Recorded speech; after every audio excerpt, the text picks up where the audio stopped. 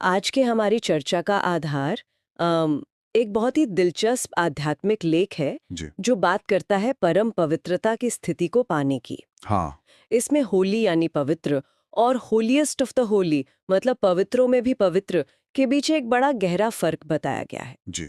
तो चलिए इसी पर बात करते हैं।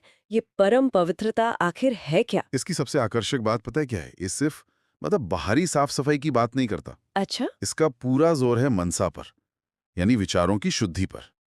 लेख में एक सवाल भी है कि जो होलीएस्ट ऑफ द होली बनेंगे, उनकी निशानी क्या होगी? हाँ, क्या निशानी होगी? और जवाब बहुत सीधा है।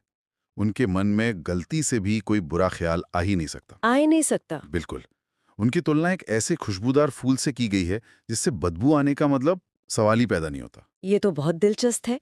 तो ये सिर्फ अच्छे काम करने के बारे में नहीं है, बल्कि मन को ही वैसा बना लेने के बारे में है। सही कहा। लेख में सन्यासियों और अनुयायियों के बीच भी एक तुलना की गई है। सन्यासियों को होली कहा है, लेकिन अनुयायियों से होलीएस्ट ऑफ द होली बनने की उम्मीद है। इसमें क्या फर्क है? ये इस लेख का एक बहुत महत्वपूर्ण बिंदु है। लेख के मुताबिक सन्यासी घर बार छोड़कर पवित्र बनते हैं, जो एक तरह का हद का सन्यास है। अहद का सन्यास। हाँ, दुनिया की चीजों से सन्यास। लेकिन अनुयायियों का सन्यास बेहद का है।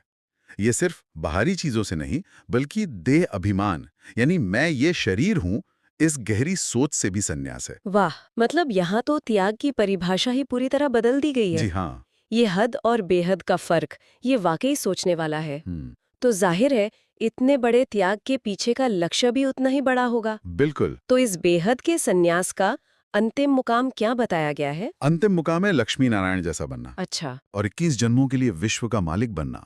लेख साफ कहता है कि ये सिर्फ एक पदवी नहीं है, ये एक ऐसी स्थिति है जहां आप मनसा, वाचा और कर्मणा, सोच, बोल और कर्म।